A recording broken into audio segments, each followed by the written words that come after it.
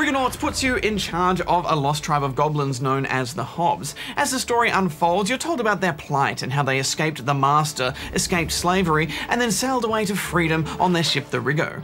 By the time they reach dry land, they've become quite fond of the Rigo, so they decide to adapt it into a land vehicle, and just in time. For the Master of the Shattered Isles has dispatched armies of ramshackle juggernauts to punish the Hobs for escaping his clutches. To win the Hobs their freedom, you must fit out Rigo with armour and weapons and defeat the Master's commandants.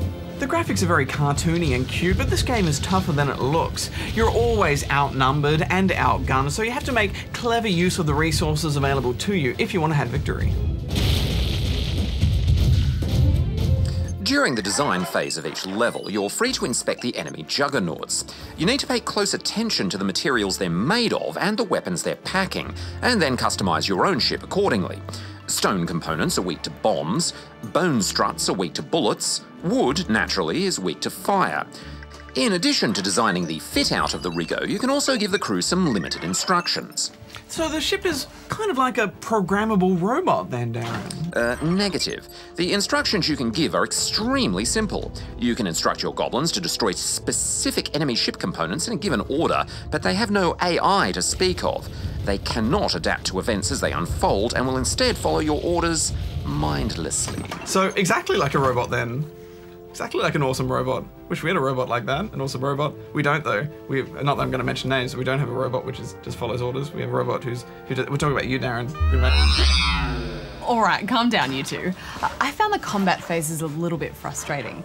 What about the eyes today? I know.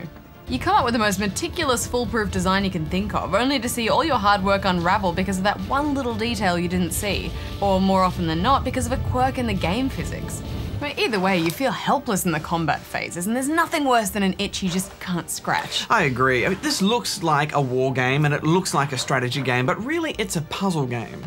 The enemy ships are puzzles, and you have to learn how to read them.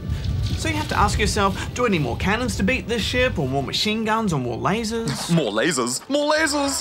If only it were that simple, Darren. Things can get pretty crazy. Sometimes I'd find my ship smashed to smithereens only moments after I'd sunk the enemy flagship. A message would pop up declaring victory, but I didn't feel like I'd won anything. I mean, even when you win, it isn't always a thrill. Yeah, there were some pretty bittersweet moments.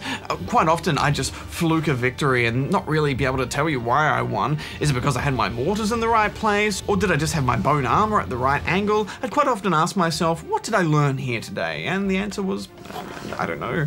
I thought the graphics and the menus were a little off, but the music is good.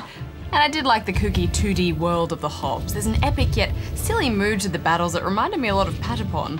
Pon, pon, patapon, patapon. This is technically single player only, but it's the kind of game where spawnlings could crowd around a PC and try and figure out the best solution together. But we should wrap this up. Bajo, what are you giving it? Well, there are some really good ideas in this game, and those crazy battles reminded me of those little battles I draw in the margins of my exercise books at school, but they've come to life. Ultimately, though, the action is too unpredictable. Rigonauts rivets together equal parts of fun and frustration, so I'm giving it 5.5 out of 10. It's 6 from me.